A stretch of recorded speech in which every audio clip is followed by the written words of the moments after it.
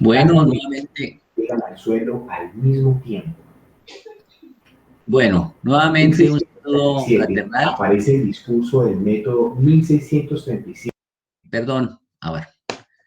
Bueno, nuevamente muy buenos días a todos y a todas. Damos un saludo fraternal a los colegas que hacen parte de este diplomado en Pedagogías Solidarias a cargo de la Escuela de Formación Pedagógica, una política que impulsa la vicerrectoría académica. Igualmente saludamos a las personas que nos siguen por el Facebook Live de Vicerrectoría y por la emisora de nuestra radio Universidad Surcolombiana. Vamos a seguir con la segunda parte de este panel, que ha sido un panel dedicado al papel que tenemos los maestros y las maestras en esa labor y en esa misión de transformación social. Cada vez se ve la urgente necesidad de una universidad que debe dialogar con el territorio, que debe dialogar con las agendas que se están moviendo tanto a nivel global como a nivel local, y por lo tanto esos currículos deben responder a estas problemáticas, a estos desafíos, por pensarnos una sociedad más justa y solidaria. Entonces, en esta segunda fase vamos a tener a tres colegas de la Facultad de Salud, de la Facultad de Ciencias Sociales y Humanas y de la Facultad de Educación. En primera medida vamos a tener a la profesora Dolly Arias, que nos va a hablar del tema de la salud pública y todo ligado con las redes del cuidado de la vida. Todos sabemos cómo esta pandemia desnudó todos los problemas de la desigualdad social y sobre todo también desnudó la fragilidad que tenemos en nuestros países y en nuestras naciones sobre los sistemas de salud pública. Todos hemos visto que aquellas naciones, que aquellos estados que no creyeron abiertamente en ese credo neoliberal de desmontar la salud pública, esas naciones han respondido con mejores condiciones frente a esos temas de emergencia. Y aquellas naciones y aquellos estados que fueron desmontando la salud como un bien público es donde hemos encontrado mayores dificultades. La profesora Dolly es una persona egresada de la Universidad Surcolombiana como enfermera, ahí hizo su pregrado, después hizo su maestría en Educación y Desarrollo Comunitario, también con la universidad en convenio con CINDE, hizo su doctorado en la Escuela Nacional de Salud Pública y también tiene estudios de postdoctorado en la Universidad Federal de Río de Janeiro, en el Brasil. Entonces, profesora Dolly, nuevamente, muchas gracias por su disposición para que nos comparta en este resto de la mañana esa reflexión sobre cómo estamos frente a ese sistema de salud pública y los retos y los desafíos que tenemos como universidad y como maestros y maestras.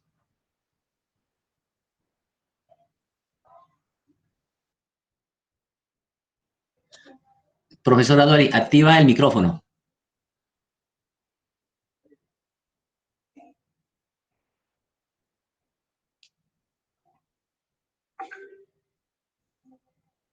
Disculpen, son gajes del oficio, suele ocurrir a menudo.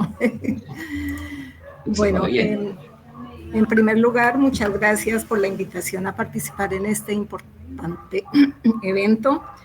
Un saludo cordial a quienes participaron en la primera sesión del panel, a los profesores Camilo Fabián, Carlos Reina, Fernán y a la profesora Alexandra, y a quienes comparten ahorita la mesa conmigo, los profesores Miller y Olmedo.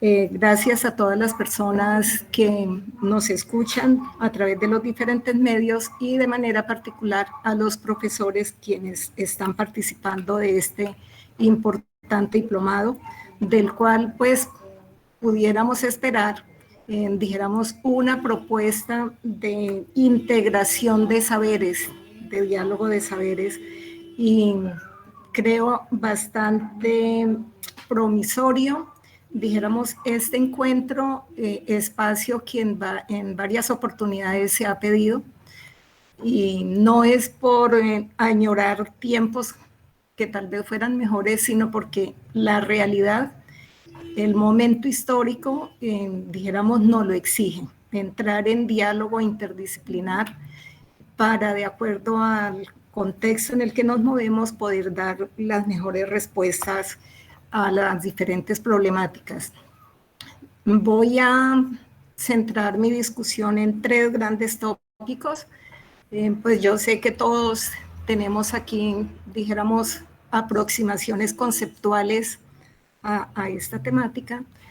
No obstante, dijéramos, como son tantas, sí es bueno precisar un poco, dijéramos, desde qué postura se ubica uno para las propuestas, sobre todo de acción. Entonces, empezando un poco, dijéramos, por las nociones de salud a través de la historia, se han desarrollado muchísimas.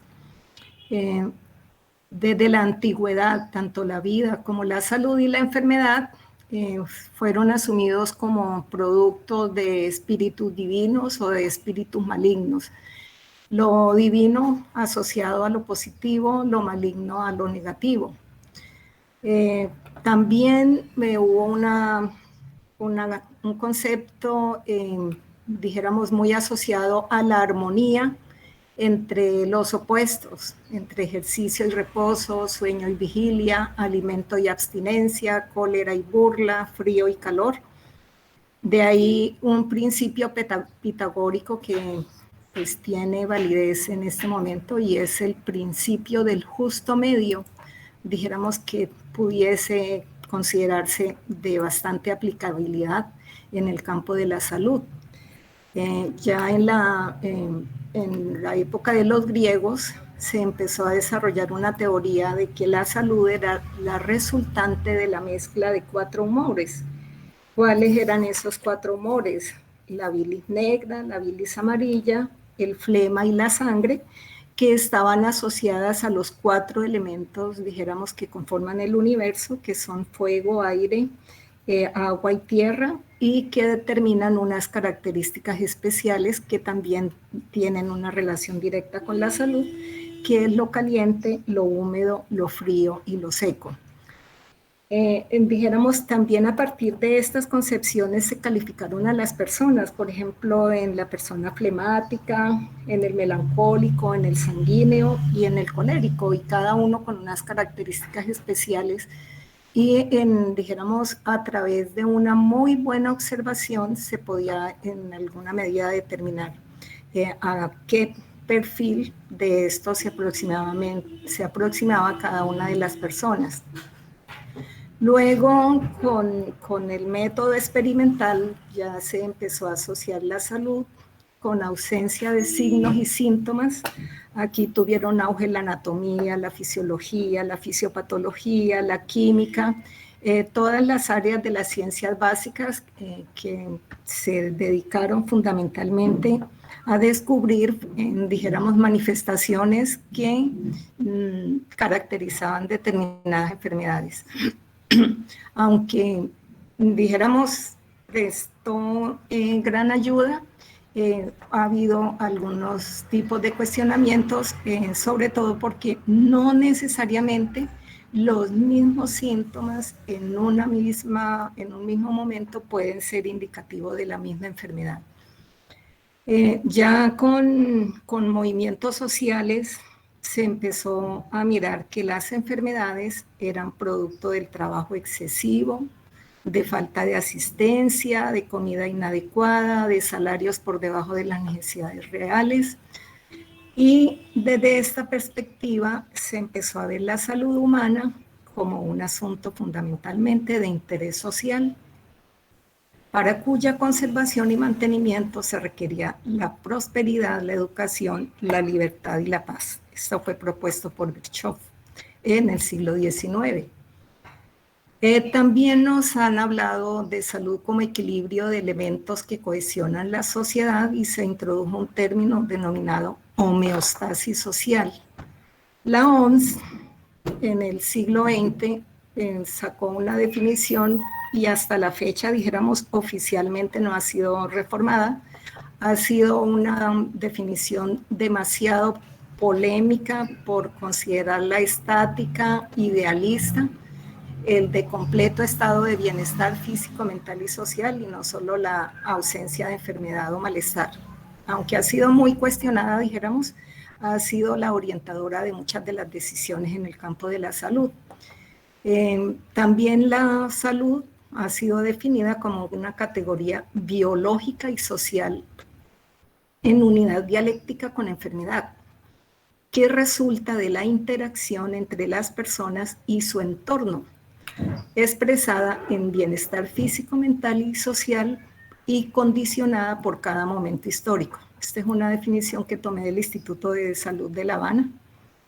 También se le ha concebido como un proceso dialéctico, biológico, social y estructural resultante de la integración de la persona, la familia y los colectivos con su ambiente. Desde el 86 del siglo pasado, se definió la salud como un derecho fundamental resultante de condiciones de alimentación, habitación, educación, renta, medio de trabajo, transporte, empleo, tiempo libre, libertad, acceso y posesión de la tierra y acceso a los servicios de salud.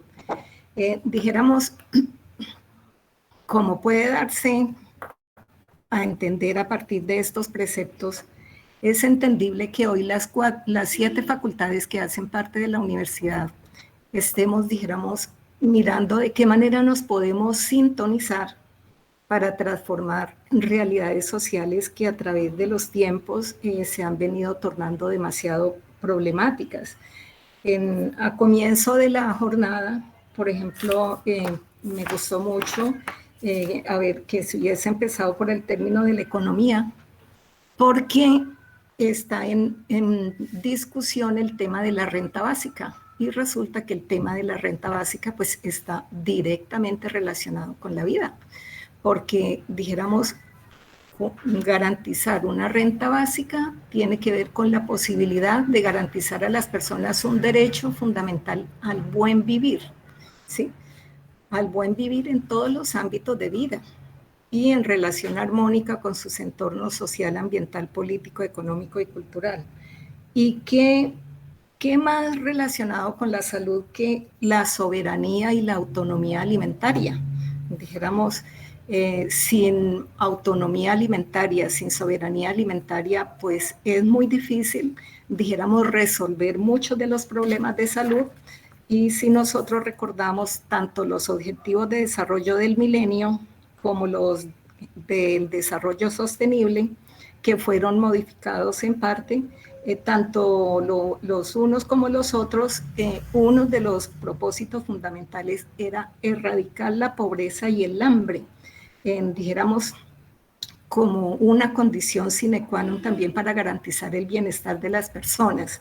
Entonces, dijéramos, esto aquí nos lleva como a una primera conclusión a partir de estas definiciones, que esta concepción de salud desde la cual nosotros nos ubicamos, pues ya vemos que dentro de un modelo capitalista y sobre todo un capitalismo salvaje, pues es muy difícil realmente pensar en que tenemos un pueblo sano, ¿sí? Entonces, esto, dijéramos, lo pongo aquí en consideración para luego entender por qué uno de los retos que propongo al final tiene mucho que ver con este determinante fundamental de la salud de las personas. ¿Listo? Luego vamos a mirar un poco qué es eso de la salud pública.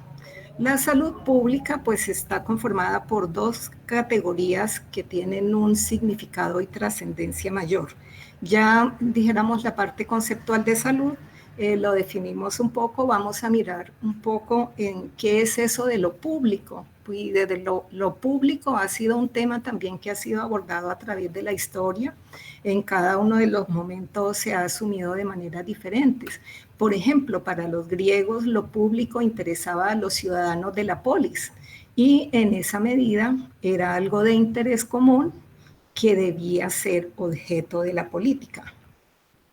Y entonces también más adelante dentro de los estados de bienestar se consideró que lo público era bien o bienes que el Estado tenía que garantizar dadas sus consecuencias beneficiosas para todas las personas y para la sociedad en general. Y finalmente, dijéramos, una mirada desde lo público pudiera concebirse como aquello que cohesiona el tejido social, que compartimos conjuntamente, que es el resultado de una vida en común y siempre estará en proceso de construcción. Entonces, desde esos dos conceptos, la salud pública se ha definido como un saber, como una práctica y como un hecho público. Como un saber es la ciencia y el arte de promover la salud, prevenir la enfermedad y prolongar la vida digna de las personas y los colectivos. Si partimos de este precepto de salud pública, entendemos que en su desarrollo han de participar todas las disciplinas. En el campo de la salud pública tienen cabida los poetas, tienen cabida los artistas, tienen cabida los economistas, tienen cabida los ingenieros, tienen cabida los educadores, tienen cabida los profesionales que tradicionalmente se han denominado del área de la salud, tienen cabida todas las disciplinas, porque desde cada una de esas aristas puede haber contribuciones importantes que contribuyan al bienestar de las personas. Y de ahí la importancia de este diálogo en el que estamos, porque con toda seguridad, si nosotros nos articulásemos más alrededor de proyectos orientados al bienestar de las poblaciones, de los colectivos, cada una de las facultades y de manera particular cada uno de los programas tiene mucho que aportar en esa dirección. Entonces, dijéramos, esta es una premisa muy interesante porque tal vez de pronto desde la salud pública también se tiene una mirada muy amplia acerca de lo complejo que resulta definir y trabajar en el campo de la salud. También se define la salud como una praxis y entonces esa praxis va a depender de en qué modelo de desarrollo nos movemos, cuál es el tipo de estado en el que andamos, pero también cuál es el ethos de quienes la aplican. Entonces, la salud pública puede asumirse primero como una acción colectiva del Estado, pero también de la sociedad en pro de una buena vida colectiva centrada al desarrollo de la salud y no de la enfermedad. Nosotros en nuestro país hablamos de sistema de salud, pero si miramos un poco en detalle, vemos que su accionar está centrado a la atención de la enfermedad, que es importante, claro que sí, porque las personas se enferman y en un momento de su vida van a necesitar de unos cuidados especiales, pero el mayor % de la población, dijéramos, no acude de manera masiva a los organismos de salud. Entonces nosotros debemos preocuparnos por desarrollar la salud allá en los espacios en donde las personas viven, en donde trabajan, en donde se recrean, ¿sí? Y la salud pública, dijéramos, es una de las llamadas a liderar junto a otros saberes y a otras disciplinas ese trabajo. La salud pública puede ser asumida desde los derechos humanos en la medida en que la salud sea concebida como tal. Y en concordancia, pues le corresponde al Estado asumir la responsabilidad de brindar aquellas condiciones que en un momento dado determinan un mayor o menor grado de salud. La salud pública puede ser liberadora o restrictiva. puede ser liberadora en la medida en que se generen ejercicios transformadores de realidades que son demasiado problemáticas, ¿sí? Una comunidad en una alta situación de marginalidad, pues si no se le contribuye a resolver esa alta marginalidad, pues no va a ser liberadora. En algunos casos, la salud pública se ha orientado mucho a la parte restrictiva, dijéramos, al prohibicionismo.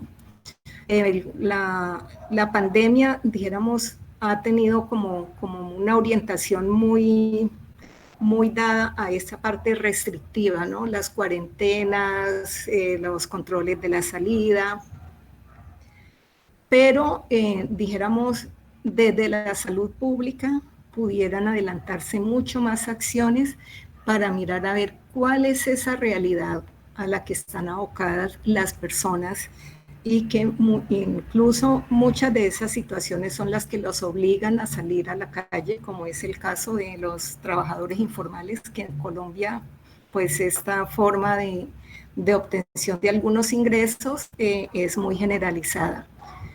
La salud pública puede ser contextualizada, algunos la llaman situada, o también puede ser impuesta. Generalmente desde los estados se han definido unos programas de salud pública sobre los cuales se debe intervenir, pero dijéramos, si entendemos que cada grupo poblacional tiene unas particularidades específicas y que hay condiciones muy particulares que no se someten a la lógica general, pues debemos tenerlo en cuenta para, de acuerdo a eso, proceder en correspondencia con esa realidad. La salud pública puede estar integrada o puede estar atomizada o fragmentada, ¿sí? Dijéramos, la salud pública como se desarrolla en los escenarios en los que las personas normalmente viven, ¿cuál es la idea? Que haya una conexión, dijéramos, entre los sistemas de atención hospitalaria y los públicos. Entonces, primero, cuando llega una persona a un hospital, dijéramos, el equipo de salud pública debiera dar cuenta de cuál es la realidad en la que vive esa persona. Igual cuando sale esa persona de un ámbito hospitalario, es el equipo, dijéramos, comunitario el que debiera recibir gran parte de la orientación acerca de qué hacer con esta persona. Eso en nuestro contexto es muy difícil pensarlo. Hay países donde la atención primaria, la salud familiar son fuertes y que tienen equipos, dijéramos, consolidados de atención en el domicilio. Esto es posible. En nuestro contexto, infortunadamente, ni siquiera podemos hablar de una continuidad en la atención, dado que por lo general, a las personas cada vez que acuden al sistema de salud, las atiende un profesional diferente y eso ya de entrada, dijéramos, corta esa continuidad. La salud pública puede ser influenciada desde lo técnico, lo ético y lo político, y también puede ser signada por intereses entre grupos de poder y actores sociopolíticos. En cuanto a hecho público, la salud pública es una vivencia colectiva relacionada con las necesidades, las condiciones de vida, la valoración de la calidad de vida y el derecho a disfrutarla. Y una consideración muy especial es que el objeto de la salud pública es proteger y mejorar la salud de las poblaciones. De ahí que se entiende que la salud pública no ha de ser de incumbencia únicamente de los profesionales y de los trabajadores del sector. Aquí tienen que entrar todos los actores de la sociedad, incluidas las mismas comunidades, manifestando sus necesidades, pero también sus posibilidades de acción en concordancia con la realidad que cada una de las personas vive. En cuanto a la protección y la mejora de la salud de las poblaciones, dijéramos, hay como dos corrientes grandes. Una que es la de los determinantes sociales de la salud, que es la que se ha manejado desde la Organización Mundial de la Salud, y otra desde la determinación social de la salud. Entonces, desde los determinantes es un poco más pasiva, dijéramos, no permite, dijéramos, siquiera la posibilidad de interactuar y de pensar en posibles transformaciones, mientras que desde la determinación social se asume que para trabajar y desarrollar la salud hay que hacer grandes transformaciones sociales. ¿Cuáles son los pilares que se han definido para el trabajo en salud pública? Los valores éticos para abordar las inequidades en relación con la salud y sus causas. Todos sabemos que Colombia es uno de los países más desiguales del planeta y esa desigualdad e inequidad se da en todos los campos, incluidos en el campo de la salud. Abordar las condiciones sociales, económicas, culturales y políticas que determinan la salud. Fíjense que no lo decimos la gente en que siempre hemos sido como ubicados en un lado. Lo está diciendo la misma Organización Panamericana de la Salud. Este es un documento reciente en donde se han definido y reformulado las nuevas funciones de la salud pública. Está recién salido desde el 2020 y aquí nos está diciendo, si no se abordan las condiciones sociales, económicas, culturales y políticas que determinan la salud, pues la verdad, el campo de la salud pública puede quedarse muy corto. Garantizar el acceso universal a los servicios de salud pública integrales e integrados. En Colombia, lamentablemente, no tenemos acceso universal a la salud porque estamos en un sistema de aseguramiento. Aquí se creyó que con el famoso aseguramiento o el carnet de afiliación al sistema de salud ya se habían resuelto los problemas de accesibilidad al sistema. No, hay barreras de acceso geográfico, cultural, económico, de todos los órdenes que nosotros consideremos. Y lo otro, para que haya una salud pública fuerte, pues debe haber una rectoría del Estado. Antes la rectoría en el campo de la salud pública la tenía el Ministerio de Salud. Con el debacle generado a partir de la ley 100, ya vamos a completar 3 décadas, la salud pública fue una de las más sacrificadas, ni siquiera porque después fue necesario expedir una ley para fortalecer la salud pública. En la práctica, dijéramos, se ha tenido muchas limitaciones, sobre todo por la falta de recursos para operacionalizarla. Aquí, dijéramos, en términos generales se habla de 11 funciones de la salud pública. Yo me voy a detener tal vez en algunas de las que considero para el tema que nos ha convocado puedan tener mayor aplicabilidad. Entonces, dijéramos, la vigilancia en la salud pública, que tiene que ver con el control y la gestión de todos los riesgos para la salud. ¿Qué es un riesgo para la salud? Que una familia no tenga un ingreso básico familiar para poder suplir ni siquiera las necesidades básicas, que viva en una zona de alta marginalidad. Otra función, la promoción y gestión de la investigación y el conocimiento en el ámbito de la salud. Las políticas públicas de salud y el desarrollo normativo, dijéramos que esté orientado a la protección de la salud. En Colombia, dijéramos, la salud se ha venido defendiendo fundamentalmente a través de tutelas y fue justamente por jurisprudencia que finalmente se determinó la salud como un derecho humano fundamental. No fue desde la política de Estado, dijéramos, en donde se concibió la salud como un derecho, pero también como un deber del Estado, en el que le asisten en responsabilidades importantes.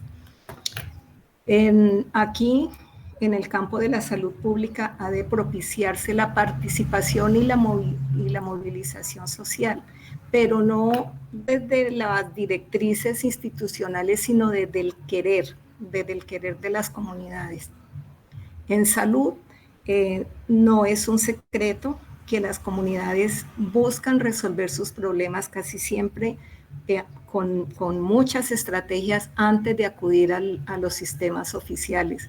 Hay muchas de esas prácticas que pueden tener validez, que se pueden retomar, y y pues dijéramos, es una orientación de cómo podemos direccionar esa participación y movilización social hacia transformación de esas realidades inequitativas, de injusticia y demás. Asegurar el acceso y el uso racional de medicamentos y tecnologías sanitarias. Financiamiento de la salud, ¿sí? Aquí, dijéramos, el financiamiento de la salud está muy enfocado en todo lo que tiene que ver con fármacos y altas tecnologías importantes, pero además de invertir en esos propósitos, hay que invertir en lo que fundamentalmente genera salud, que es, dijéramos, la resolución de las necesidades básicas y, dijéramos, tanto la pandemia como el histórico lo que nos ha dicho es que hay un grueso de la población colombiana que no puede en estos momentos resolverlas de manera adecuada. Acceso equitativo a servicios de salud integrales y de calidad. La salud pública, ya lo decíamos en su propósito, está muy orientada a promover la salud. Promover la salud es garantizar una vida buena, una vida con condiciones de dignidad, reducir factores de riesgo y favorecer comportamientos saludables. Pero todo ello, si no se cuenta con una renta básica en cada uno de los hogares, pues queda aquí en letra muerta. Y lo otro es la gestión y promoción de las intervenciones sobre todos aquellos factores que positiva o negativamente influyen en la salud. ¿Qué retos nos quedan desde el campo de la salud pública? Lo decía cuando terminé con las definiciones de salud, y creo que eso es un propósito que debemos trazarnos desde la academia. Definitivamente, si queremos trabajar por la salud, debemos entender que el modelo económico en el cual estamos inmersos es contraproducente para el desarrollo de una buena salud. Debemos trabajar hacia la salud y su promoción a partir de esa determinación social. Fortalecer el accionar en salud pública, que es la condición necesaria para la salud de las poblaciones. Que haya esa interacción entre los servicios de salud individuales y colectivos. Y aquí hay un aspecto que es, para mí, que es bastante polémico, que es el fortalecimiento de la formación de talento humano en el campo de la salud pública y distribución geográfica equitativa. Dijéramos, en el país, sobre todo a partir de la Ley 100, debido al debilitamiento de la salud pública, pues hubo, dijéramos, un descuido en esa formación de talento humano en el campo, en el campo de acción de la salud pública. Los currículos de todos los programas en salud se centraron más en la parte biologicista de la enfermedad y, dijéramos, ese campo tan amplio de la salud pública, pues fue abandonado. Eso adicionado a toda la realidad de los trabajadores del sector, aspecto que presenté la radiografía tan caótica que tenemos en Colombia en el simposio que organizamos en noviembre acerca del impacto de la pandemia en los trabajadores del sector. Todos sabemos que más del 70% del personal de salud, tanto profesional como técnico, está vinculado a través de formas de tercerización laboral, pese que jurisprudencialmente eso está prohibido. ¿Sí? Es una realidad que tenemos que mirar cómo se transforma. Ni siquiera la pandemia sirvió, dijéramos, para que desde el nivel central se tomaran directrices encaminadas a la formalización del talento humano. Por el contrario, se les ha sometido a jornadas extenuantes, en algunos departamentos, hemos escuchado a través de los medios, no les pagan oportunamente sus salarios, llevan retraso de varios meses. Entonces, pues en esas condiciones es muy complicado realmente, dijéramos, trabajar el campo de la salud. Y en salud tenemos que dijéramos, entender que desde los actores principales podemos encontrar causas, pero también podemos encontrar salidas dijéramos, a muchos de los problemas que nos aquejan en el campo de la salud. Y tal vez aquí, dijéramos un poco, me voy a referir a uno de los temas que planteó el profesor Aldemar al inicio, que son las famosas redes de cuidado. Hay que recordar que en 2010, el 11 de noviembre, expidió la ley del cuidado y el objetivo fundamental es que con esta ley hubiese una inclusión económica del cuidado en el sistema de cuentas nacionales para medir cuál ha sido la contribución, porque como todos sabemos que los cuidados han sido siempre asociados al trabajo femenino, para medir la contribución de las mujeres al desarrollo económico y social del país, pero también para la formulación de política pública.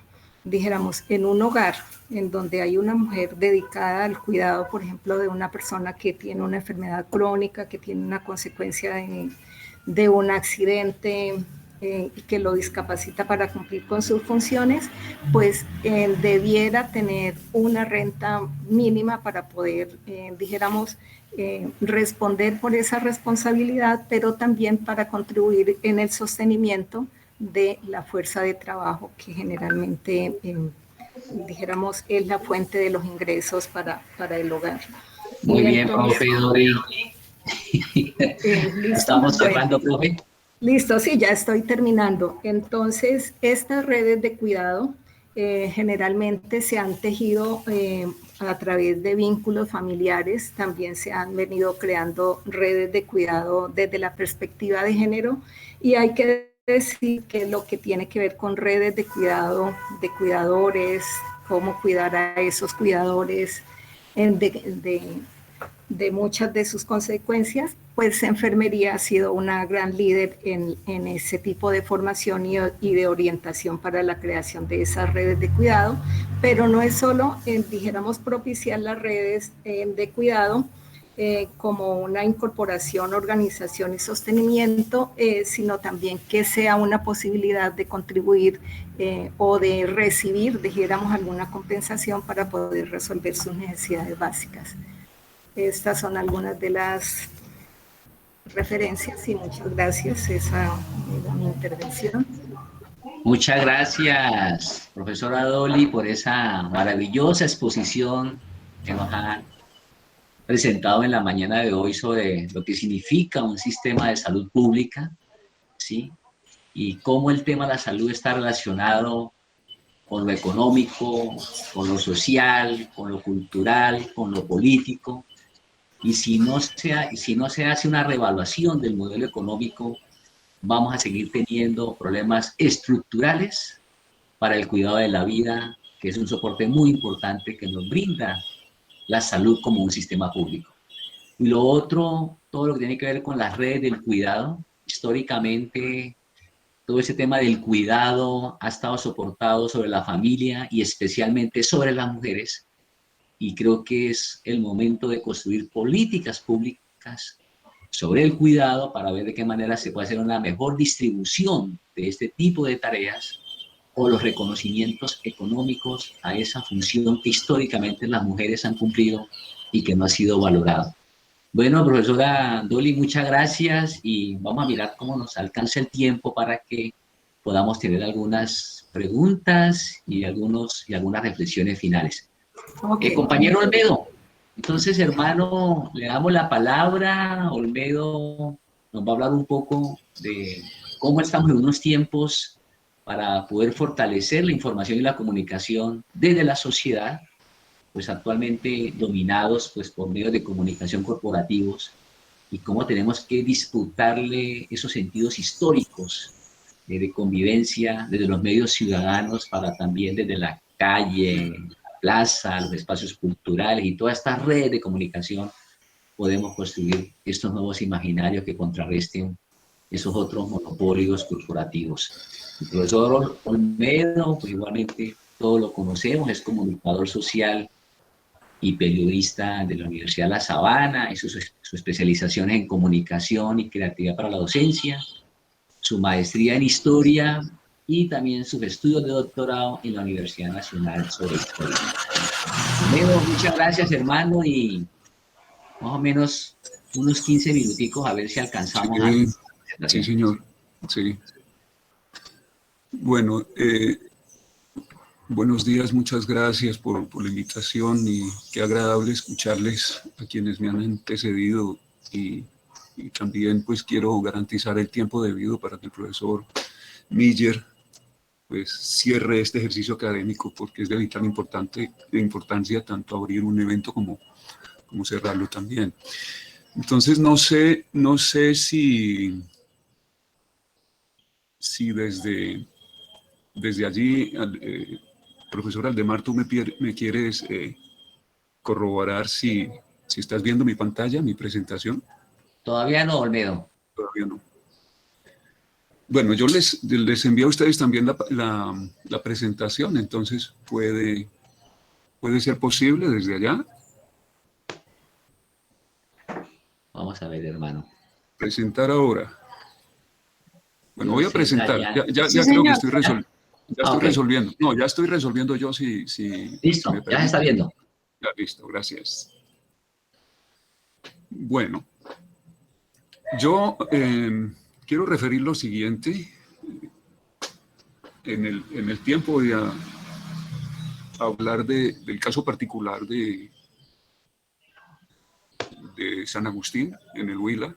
Olmedo, ¿puedes ampliar la pantalla, Olmedo? ¿Ampliar la pantalla? Sí, presentación de diapositivas. Eso. Con mucho gusto. Desde el principio. Ahí está. ¿La tienes? Listo, muy bien. Listo, muy bien. Quiero hacer referencia a esta situación que se presenta en los años 80 en San Agustín y este artefacto que significó una estrategia comunicativa para los maestros de la época, que habían sido jóvenes en unos años de pulsión social, de conflictos políticos y sociales en la región en los años 70 y 60. Yo, si hablo de los años 80 y me atrevo a hablar de este siglo reciente, excúsenme, no es mi campo de investigación, yo trabajo durante el Frente Nacional, investigo sobre el Frente Nacional, y este mimeógrafo es uno de los artefactos más importantes en la divulgación del pensamiento de los maestros que pertenecían a la subdirectiva de la Asociación de Institutores Huilenses y que integraban el movimiento pedagógico en San Agustín.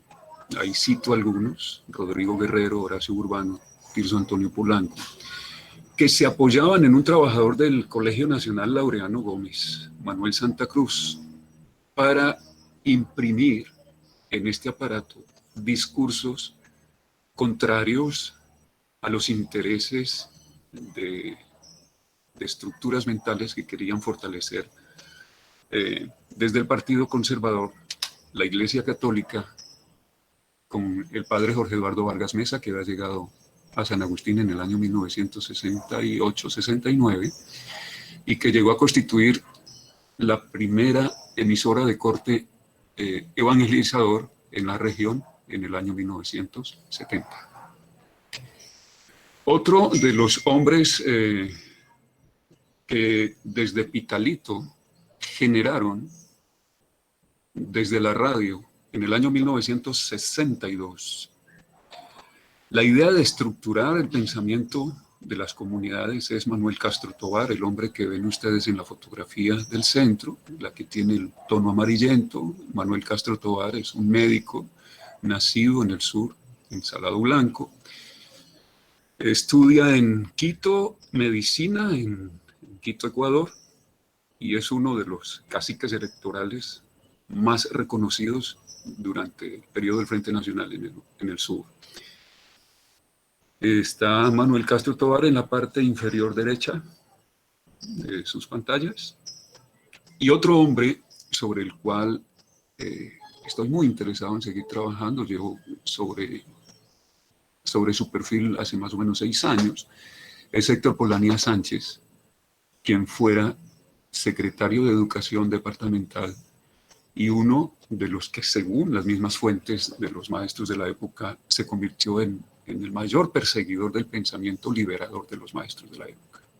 Me devuelvo sobre este aparato porque era la técnica de la época. Estamos hablando de los años 80 del siglo XX. Y entonces voy a hablar entre ese periodo y el periodo reciente. Voy a saltar, excusas que voy a saltar, sobre lo que el profesor Aldemar me ha dicho que haga referencia, es la participación y la comunicación alternativa. O sea, ¿lo alternativo a qué?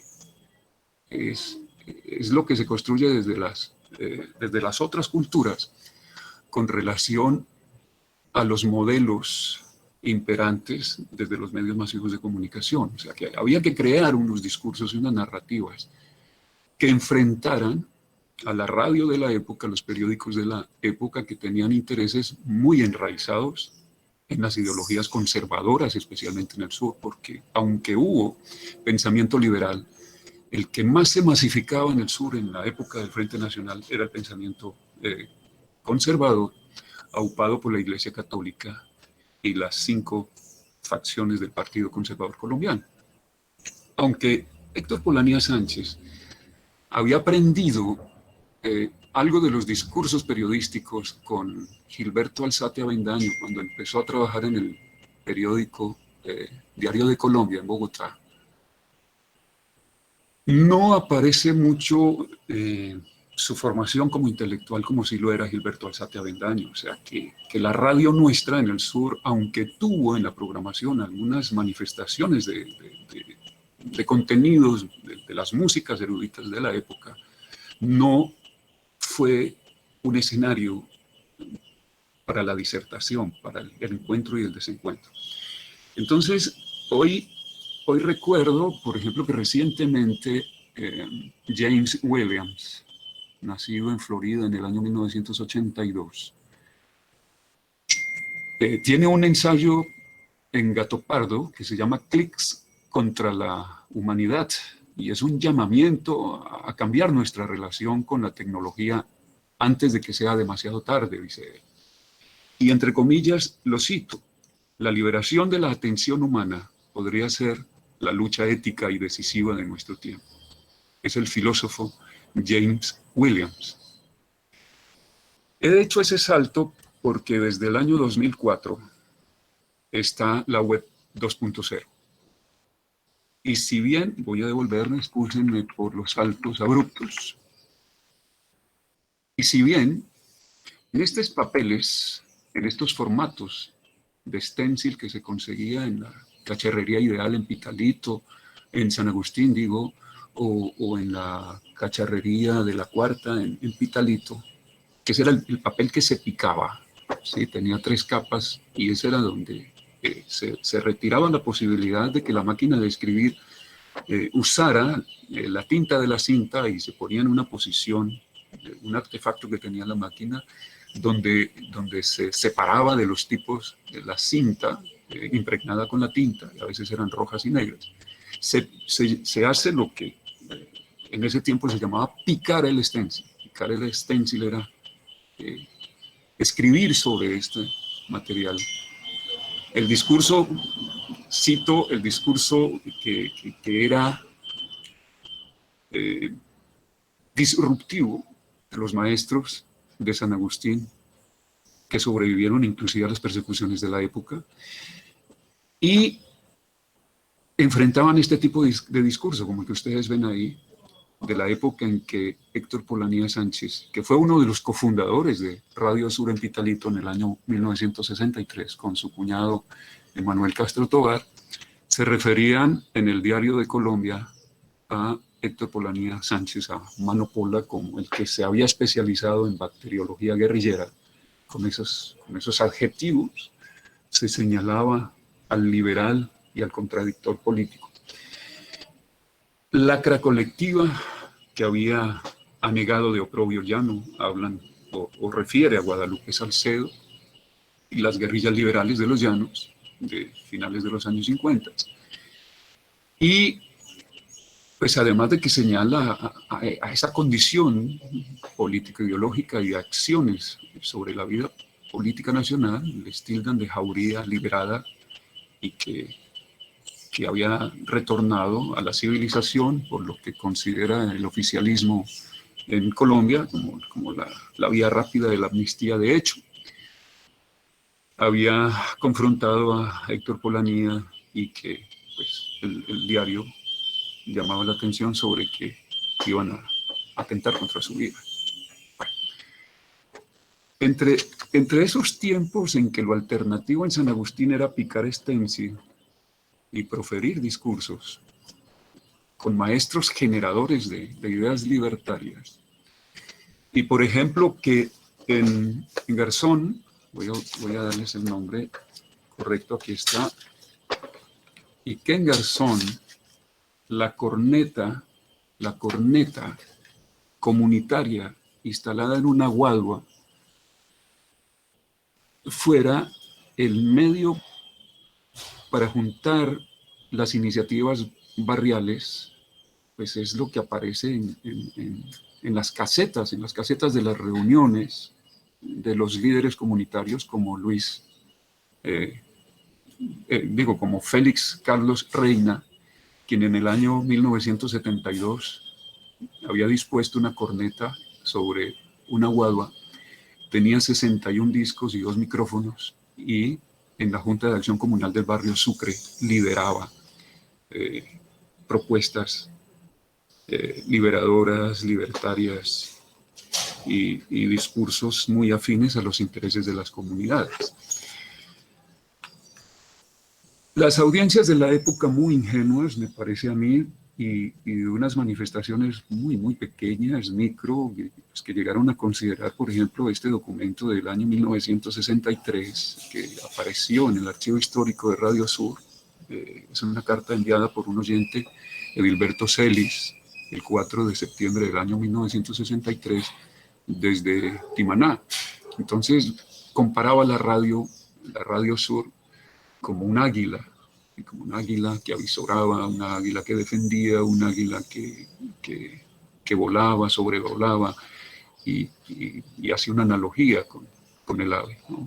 Y sin embargo, pues lo que más le interesaba a Radio Sur era que le enviaran cartas manifestando sintonía y que la gente pues solicitara músicas, y se consideraba en la época que eso era participación. A hoy, que gracias al uso de las plataformas y de la web 2.0, es posible en estas coyunturas, en este contexto de la pandemia, que se produzca podcast. El podcast, que ha sido de los lenguajes más usados en el año 2020 y que ha incrementado no solo la producción de contenidos, sino la circulación de contenidos en Estados Unidos y en Europa. La rentabilidad del podcast ha hecho que grandes medios también divulguen los contenidos a través de los discursos sonoros. Se ha reinventado la radio y la sonoridad ha entrado a periódicos tan importantes como el Washington Post y El País de Madrid, en España. Hoy entonces, la teoría de la participación tiene otros debates, tiene otras confrontaciones. Y pues esas luchas de las audiencias, que especialmente en el Huila eran muy cercanas a los discursos de la radio, porque la prensa no tenía la penetración tan fuerte en la época, porque había mucho analfabetismo, eran pocos los que sabían leer y escribir, especialmente en las zonas rurales, pues ha dejado en manos de 6 corporaciones el control del 90% de los medios de comunicación. No hay libre circulación de las ideas. las ideologías, los valores y los modos de pensamiento en los más media, ustedes lo han visto en los últimos años, que han generado también unos problemas de salud mental. Porque lo que llaman los teóricos la cultura de la pantalla ha aumentado del rating del año pasado en los canales tradicionales de la televisión nacional, porque volvió una fea en los horarios prime time, volvió un escamoso y no se ha ido el sensacionalismo, ¿no? O sea que hay unos consumos, hay unos lenguajes, hay unos imaginarios, hay unas prácticas culturales impuestas por esas empresas más mediáticas que se soportan en el consumismo y que se constituyen como cómplices legitimadores de los discursos derechistas contra los progresistas, incluidos los intelectuales, incluidos los docentes, incluida la institución de educación superior como es la universidad.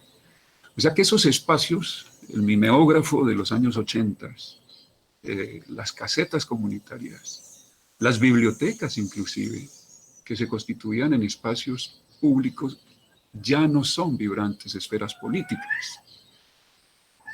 Los centros literarios que ayudan a formar estos maestros, cito los de San Agustín, porque yo sé que ustedes son también actores muy importantes de esa vida regional, porque ustedes crecieron en el centros literarios y porque ayudaron a constituir y a fortalecer grupos de estudio, prácticas sociales, prácticas docentes, que por fuera de la institucionalidad de la escuela se ejercían en estas esferas de los municipios y que en los casos del Partido Conservador en San Agustín fueron perseguidos. Entonces, ese ataque neoliberal al Estado social se siente en las maneras alternativas de generar la comunicación. Los medios de comunicación dominantes han reemplazado la libre circulación de las ideas. Las ideas críticas son vistas como banales o reaccionarias. Esos discursos se han impuesto gracias, entre comillas, a las agendas mediáticas y hay un exagerado culto a la celebridad. Además que hay una mercantilización de la cultura.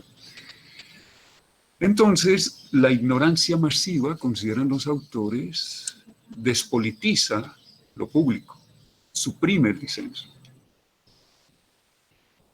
Muy diferente a lo que en el año 1963 creyó el señor Rosalino Rodríguez en una carta que envía a una emisora el 7 de septiembre desde Isnos, considerando que escuchando la radio conservadora de la época, la radio clerical de la época, ayudaba, es el comentario mío, a hacer lo que los gobiernos liberales de los años 30, Santos, por ejemplo, que constituyó la Radio Nacional de Colombia, ayudaba a configurar la noción de nación, o sea, la configuración del ciudadano colombiano. Por eso yo encomillo esa parte de esa carta de Rosalino sobre que al escuchar Radio Sur se sentía más colombiano y felicitaba la programación de la emisora. Una emisora en la cual la esposa del médico Manuel Castro Tovar censuraba canciones que había aprendido a censurar Héctor Polanía durante el franquismo en España, porque Héctor Polanía fue asistente de Gilberto Alzate Avendaño en la embajada de Colombia en España, cuando Alzate Avendaño va a España durante el gobierno de Rojas Pinilla, y es una disposición, pues de acuerdo del bipartidismo, a que se quitaban una piedra en el zapato las incidencias del pensamiento de Gilberto Alzate en Colombia y lo mandan para Europa, lo mandan para España. Hay unos discursos ocultos entonces en estas miradas engañosas de las propuestas, de los contenidos de los medios tradicionales, y es el mismo Vaticano, por ejemplo, que finalizando la década de los 60 estimula a los sacerdotes para que la radio se constituya en un maravilloso invento de la ciencia y que por ejemplo, el padre Vargas hubiera reemplazado el uso del caballo que le dio otro conservador, Luis Eduardo Sánchez Muñoz en San Agustín, y fundara una emisora siguiendo los designios del Concilio Vaticano II de proferir la misa, de desarrollar los discursos de la misa desde la emisora Atalaya Agustiniana, por ejemplo. Aldemar, tú me dirás por el audio cuánto tiempo. Ya, para que vaya cerrando Listo, voy las cerrando. conclusiones. Sí. Listo, voy cerrando. Entonces, esa falsa participación que había durante el periodo del Frente Nacional de oyentes que consideraban que la radio los tenía en cuenta, se ve también reflejada en esta entrevista que yo logro con mi padre Jorge Eduardo Vargas Mesa en Garzón en el año 2004, ya muy anciano él. Y refiere que había una amenaza de una secta protestante. Y esa secta eran los liberales, no era la secta que apareció en estos días, o parecía la secta que apareció en estos días en el Caribe colombiano, liderada por un ex profesor de una universidad regional, que alebrestó a la feligresía, pues anunciándoles que el fin del mundo se daría ayer, ¿no? La secta protestante eran liberales interesados en crear emisoras de radio. Entonces que el padre, a partir de esa amenaza a la estabilidad ideológica, religiosa de los habitantes del sur, entonces considera que la emisora es un instrumento de su labor pastoral. Y entonces eso le facilitaría, dice el padre, la comunicación constante con la feligresía y llevar a los últimos rincones de la geografía del sur el Evangelio.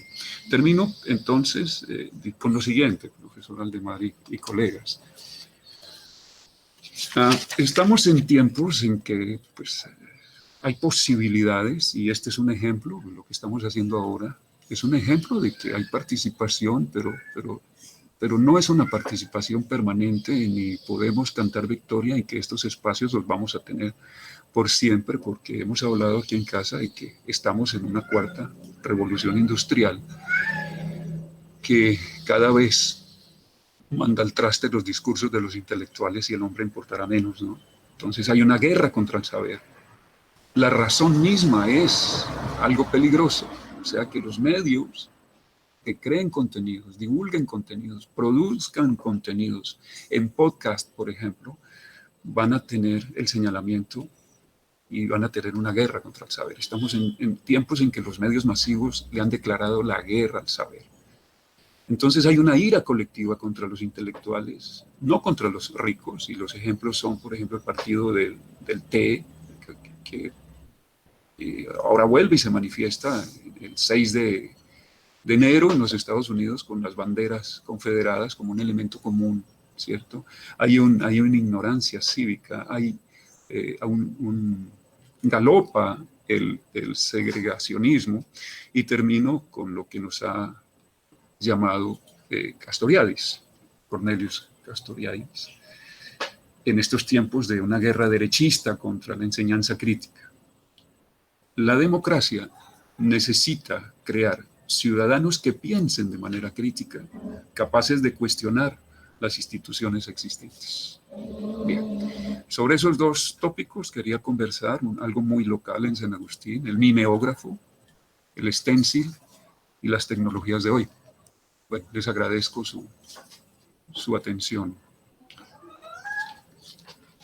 Gracias, profesor Olmedo, por esa disertación y ese acercamiento histórico que nos ha hecho aquí desde la región, desde el sur del Huila, y de todas esas disputas con las narrativas. Y ahí es donde juega un papel muy importante todos estos medios alternativos para ver de qué manera podemos posicionar otros contenidos digitales, otras apuestas, otras narrativas, otros relatos para contrarrestar este pensamiento único y hegemónico que se quiere imponer y que quiere despojar al ciudadano de ese pensamiento reflexivo.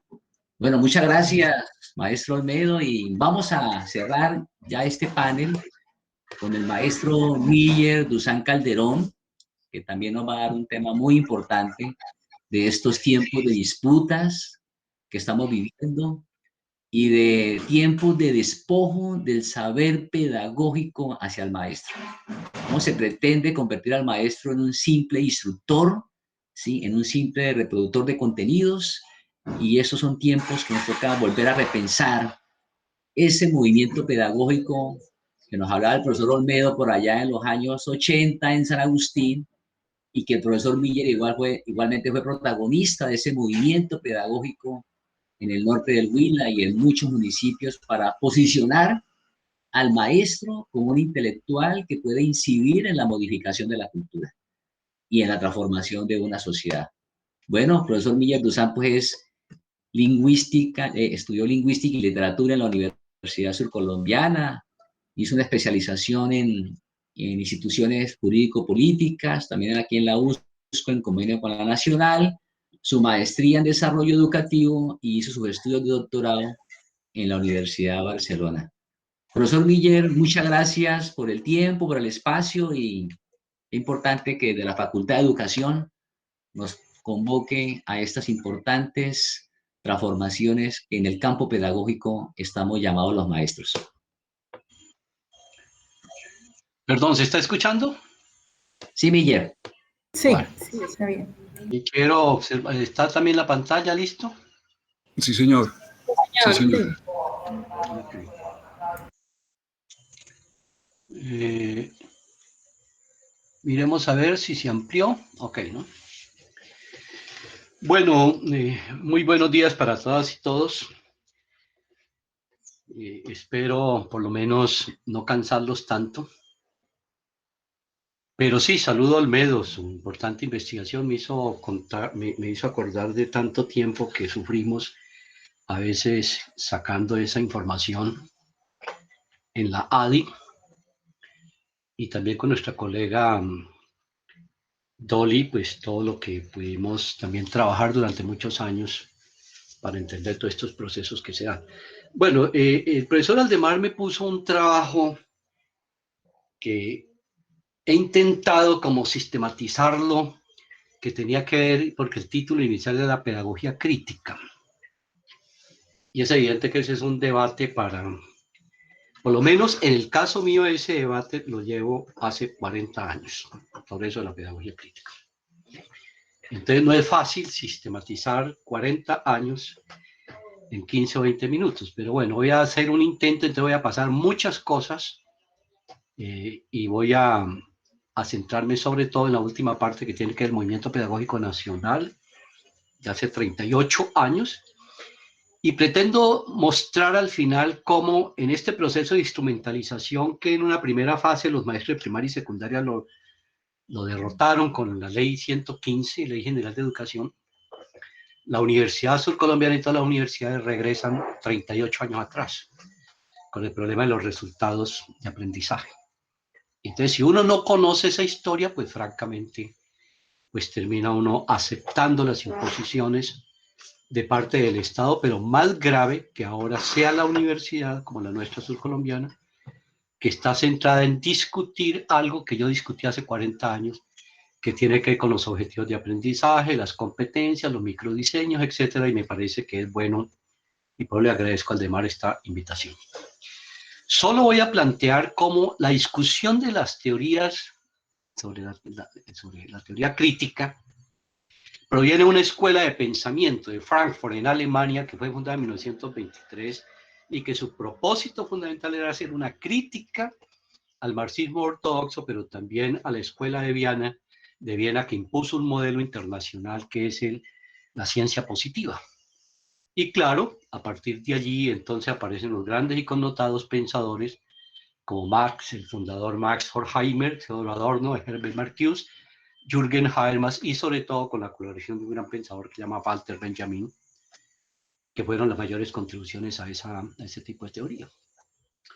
Voy a saltarme esto, porque la crítica, de toda manera, el concepto de crítica hay que saberlo, viene fundamentalmente del texto El Capital de Marx, y sobre todo de la crítica al fetichismo de la mercancía, que me parece que es la introducción básica al texto hermoso del Capital, que hay que leerlo y releerlo para poder, y ahora más aún para entender la crisis actual. algunos rasgos de la teoría crítica, lo voy a pasar, pero de todas maneras lo importante allí es entender que hay una crítica de fondo al modelo positivo, a lo que hoy se impone en nuestras universidades, que es fundamentalmente el modelo empírico analítico, y que sigue siendo predominante, y por eso aceptamos tan fácilmente todo esto de los objetivos del aprendizaje. Pero debo destacar que aquí uno de los que nos dejó más clara esa idea fue el fundador Max Horkheimer, que dice: la teoría crítica frente a la teoría tradicional es una forma de práctica científica que no contribuye a la reproducción de la sociedad, sino que la juzga críticamente y apunta expresamente a la transformación. Plenamente vigente hoy. La crítica ya a la sociedad contemporánea, a la crisis civilizatoria, hay que rescatar nuevamente de Horkheimer esa idea maravillosa. Pero igualmente hay que rescatar también las ideas de Habermas, y sobre todo aquí porque hubo incidencia, sobre todo en las universidades, cuando el doctor Carlos Eduardo Vasco hizo la traducción sobre todo el texto de Jürgen Habermas sobre conocimiento e interés, y construyó lo que yo llamo una didáctica epistemológica que llegó a las universidades y sobre todo a nuestra universidad surcolombiana. He visto libros de muchos profesores que dictan epistemología que se basan fundamentalmente en Jürgen Habermas con este tipo de enfoques, que han sido bastante desarrollados para entender cómo desarrollar la investigación científica, pero ya desde distintas perspectivas, que rompe con el primer enfoque empírico-analítico y ya define, por ejemplo, la interacción entre sujetos y objetos y métodos, y entonces ahí se nos está hablando, por ejemplo, de lo analítico, ¿ya? Y un interés técnico, también desde lo interés práctico, desde lo histórico hermenéutico, y también la idea que es clave hoy en día en el análisis, que es el enfoque emancipatorio, como intencionalidad concreta, la práctica de la libertad planteada allí, y también cómo se hace una distinción entre los objetos, naturaleza, lenguaje y poder, y también cómo viene todo el fenómeno del análisis, del concepto de predicción y control, la concepción del lenguaje comprensivo y el poder autorreflexivo, sobre todo los desarrollos posteriores aquí en la crítica, sobre todo en términos sociales, que desarrolló Orlando Farnsworth. Bueno, y otro de los grandes aportes que hizo este teórico pues tiene que ver con todo esto, que es de la teoría de la acción comunicativa. Entonces, cómo entender que era posible salvar la modernidad con una crítica a la razón instrumental a partir de la acción comunicativa. Pero sobre todo quiero rescatar también a Walter Benjamin, para cerrar esta primera parte, y voy a tomar sobre todo un elemento que es el que más nos interesa para la época hoy, que lo dijo Walter Benjamin. La salvación de la humanidad está ligada a la naturaleza. No olviden eso, la salvación de la humanidad está ligada a la salvación de la naturaleza, de Walter Benjamin. Bueno, está también Herbert Marcuse, no me voy a dedicar a él, fundamentalmente ahora sobre la sociedad unidimensional. Pero sí es muy importante Anthony Gramsci porque tuvo mucha influencia en nosotros, sobre todo cuando estuvimos dirigiendo FECODE, que tiene que ver con repensar nuevamente el problema del pensamiento a partir de las concepciones de la resistencia y tener en cuenta sobre todo el papel de la cultura en los procesos de construcción del conocimiento contra todo el problema del iluminismo, que incluso también ve una tendencia al interior del marxismo. Y lo otro, la sociología crítica. Solo quiero rescatar fundamentalmente esta obra de Farnsworth, y qué bueno que lo miremos nosotros. Investigación, la investigación-acción es una investigación colectiva autónoma, diferente al tipo de investigación usualmente recomendada, donde el observador independiente toma la iniciativa y total responsabilidad del trabajo con otros propósitos en mente. Lo que le interesa al profesor es el avance científico, o ascensos, o prestigio personal, o ganancias financieras, pues no le interesa muchas veces este tipo de investigación. Dice, la tarea se vuelve una empresa comunitaria donde la validación social del conocimiento se obtiene no solo por la confrontación de las ideas y de las hipótesis, sino también por medio de los mecanismos populares de verificación. Esto es muy importante. Ya plantea que la clave de la transformación está en la participación de los que no hablaba ahora Olmedo, pero conceptualmente dice, hay que establecer una ruptura radical entre una relación asimétrica entre sujeto y objeto de sumisión, dependencia, explotación, opresión, que existe entre las personas, los grupos y clases sociales. Hasta allí voy a dejar esa parte que rescato. Este es un texto inmenso que hay que leerlo, Crítica y Política en Ciencias Sociales, 71 en Cartagena, un simposio muy importante. Bueno, y lo otro, pues, es la pedagogía crítica desde la perspectiva de Paulo Freire, que es todo el problema de la educación popular, que tiene gran influencia. Paulo Freire es el pensador pedagogo más grande de América Latina, se lee más en Europa y en Estados Unidos que en Colombia, poco lo vemos en las universidades, pero sería bueno retomar esa idea de Paulo Freire. Y sobre todo la crítica viene a lo que llama al estructural funcionalismo, esto es claro. Es decir, toda la crítica que se va a hacer es a un modelo funcional, que es un factor de estabilidad normativa, modalidad privilegiada de socialización, y que en última instancia lo que pretende es generar roles, ¿ya? Que es toda la parte del sistema capitalista donde la idea es cómo formar fuerza de trabajo especializada según las necesidades de la industria para acumular mayor capital. Esa es la crítica que también se hace a ese modelo de educación.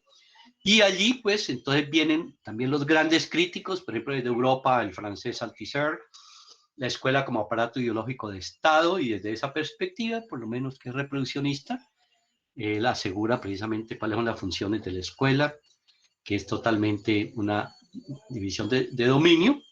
Y están las teorías de la resistencia, que a mí me encanta mucho esto, las adquirí mucho después, también en FECODE en los años 70, de cómo hubo una tendencia al interior del marxismo que decía, no nos quedemos en el reproduccionismo, porque si decíamos, como decíamos en FECODE de esa época, para responderle a un ministro, decíamos, solo si cambia el sistema, cambiará la educación. El ministro decía, solo si cambia la educación, cambiará el sistema.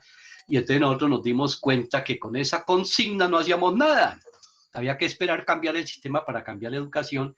Y entonces entendimos precisamente que había que rescatar la teoría de la resistencia fundamentalmente, que está ligada a entender que existe una confrontación social. En términos muy sencillos, al interior de la universidad y las instituciones sigue existiendo una confrontación entre la imposición que se pretende desde el capital, pero hay fuerzas que ingresan allí que también actúan. Un ejemplo de eso, para ponerlo más prácticamente, hoy fue la ganancia de los estudiantes desde la resistencia de la matrícula cero. Es decir, hay acciones concretas que pueden avanzar y eso viene desde las teorías de la resistencia. Bueno, ahí viene toda la teoría crítica desde la perspectiva de la Escuela de Frankfurt. De todas maneras, desde esa perspectiva todavía nos centramos mucho en la acción comunicativa, el problema de la negociación, el reconocimiento al otro, pero sobre eso hay que hacer mucha reflexión porque parece que no hemos entendido muy bien eso, qué es la comprensión del otro, qué es la negociación cultural y cuál es el problema del poder, y entonces muchas veces terminamos aceptando el modelo neoliberal.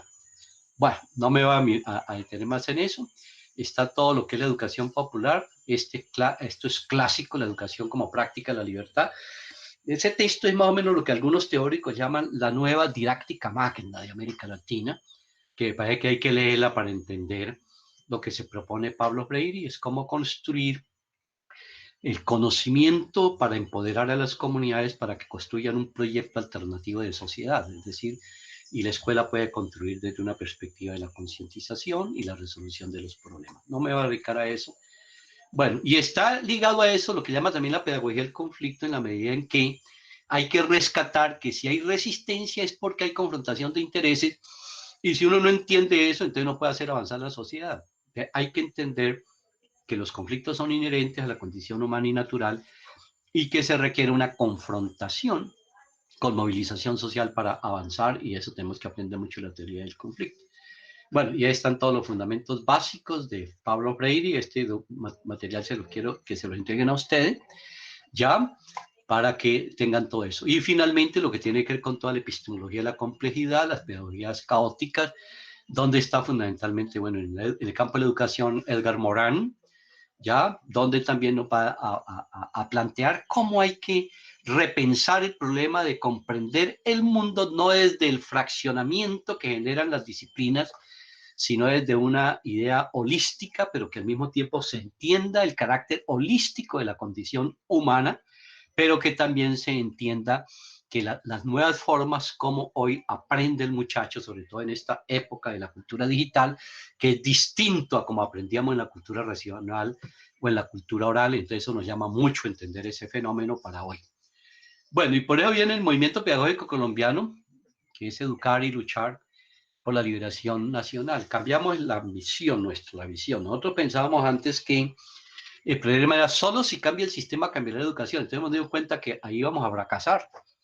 Era la teoría altiseriana. Y entonces dijimos, vamos a retomar las teorías de la resistencia. Y dijimos, sí, señor, educar y luchar por la liberación nacional. Y eso es una consigna hermosa de los maestros.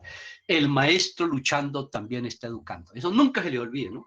Porque a veces uno escucha las consignas y resulta que estas consignas vienen de un cambio paradigmático, fundamentalmente de la dirección misma del movimiento de los docentes, sobre todo en la década de los 70.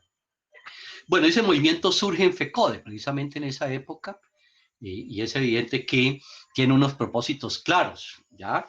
Propende por la defensa de la educación pública de calidad contra la privatización, la recuperación de la pedagogía, la autonomía intelectual de los maestros para evitar su instrumentalización, su liderazgo social y político, la dignificación de su profesión, el reconocimiento de su quehacer como trabajador de la cultura, profesional intelectual, bueno, ciudadano sujeto de derechos. Bueno, esos son fundamentos así en síntesis del movimiento pedagógico. Pero había que tener en cuenta para poder repensar todo eso, volver a la historia. Entonces están todas las tendencias en el ámbito educativo, las revisamos desde el siglo XIX, la tendencia liberal sobre la misión, centrada en la misión de los pedagogos alemanes desde 1870, que era una educación pública laica, obligatoria y gratuita, pero se impuso finalmente la visión conservadora de raigambre hispano-colonial que a nombre del catolicismo y en asocio con el Vaticano se opone a la educación pública laica, logrando establecer la hegemonía eclesiástica en la educación que quedó plasmada en la Constitución de 1886, el Concordato de 1887 y la Ley Orgánica de Educación de 1903, que duró un siglo hasta la Ley General de Educación. Y ahí está todo lo de la Ley Orgánica, los niveles de primaria y secundaria, pero aquí lo que me importa sobre todo son los principios esenciales. Educación moral y religiosa en todos los estudios, educación industrial en la enseñanza primaria y secundaria, para formar la fuerza de trabajo que era necesario, y estudios de ciencias severos y prácticos en la instrucción profesional. Esas eran como tres ideas básicas. Ahí se unía un poco las concepciones de pedagogía pedagógica con lo que llaman algunos teóricos también las pedagogías instruccionales. Bueno, y aquí vienen todas las tendencias educativas que fueron afianzadas en la ley orgánica y ratificó el concordato, el nombre de la ética católica se impuso, bueno, rechazó las costumbres señoriales, etcétera, etcétera. Bueno, después viene la reforma educativa liberal de 1930, que fue un intento de hacer cambios, la fundación de las facultades de ciencias de la educación, la intervención del Estado en la dirección, impulso al programa de educación nacional, ahí aparecen todas también las escuelas normales, la construcción de la ciudad universitaria, 1935, que es la creación de la Universidad Nacional, con un gran rector, Gerardo Molina, que ahí inicia todo el cambio de la Universidad Nacional a raíz de los presupuestos de la reforma de Córdoba, Argentina, en 1918. Bueno, y también, pues, aquí es una lucha contra todo el modelo señorial. Ahora, está toda la educación pública colombiana, desde el 50, hago una síntesis, cómo existe una pérdida de legitimidad de la Iglesia Católica, esto es muy importante, la injerencia de los organismos internacionales entran con fuerza y viene la imposición de los Estados Unidos y la lógica imperial en la educación y las luchas de resistencia contra eso por parte de distintos sectores de la educación. Bueno, hay un avance también de la unidad popular de la década de los 70, porque aquí lo que quiero decir es que nosotros no podemos construir un movimiento pedagógico pensando en que hay que hacer solo reflexión sobre la pedagogía crítica, sino que un movimiento pedagógico se construye desde una articulación de las distintas organizaciones sociales, pero al mismo tiempo una movilización permanente. Y entonces aquí hay un hecho muy importante, que es de gran ruptura, yo lo llamo en Colombia, los obreros petroleros dirigidos por la Unión Sindical Obrera se levantan en una huelga histórica en 1971. Me tocó vivirla porque en esa época yo era operario de Ecopetrol. También se levantan los estudiantes universitarios en torno al programa mínimo por la defensa de la educación pública con todo ese problema del plan Alcon y por la autonomía universitaria rescatando las tesis, fundamentalmente la reforma de Córdoba en 1918. Surge la ANUC, muy importante, la lucha de los docentes contra el estatuto de Galán y por un nuevo estatuto profesional que reivindicara el carácter de los maestros como intelectuales de la cultura.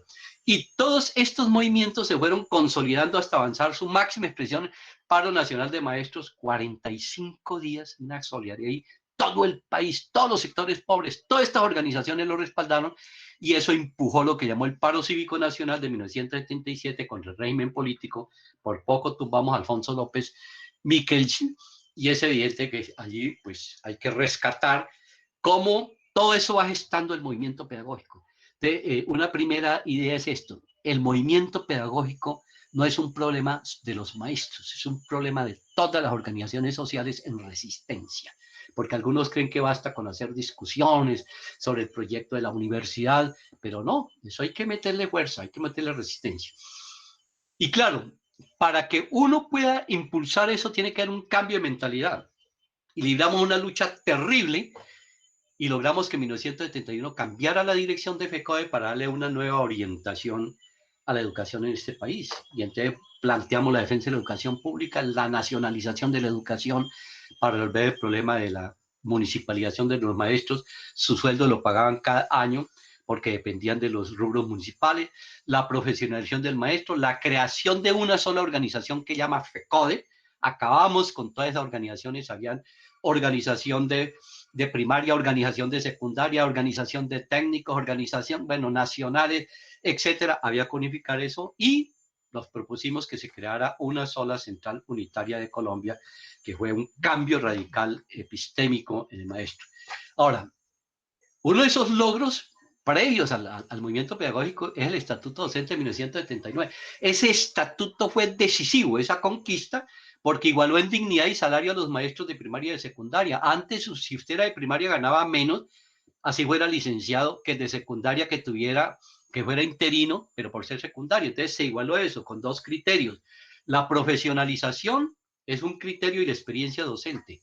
Y se establecieron 14 categorías donde hoy en día muchos de los maestros llegaron a la 14 y entendemos una tradición muy importante. Por ejemplo, yo veo que los maestros de esa época hoy formaron su generación de hijos y ahora están formando su generación de nietos.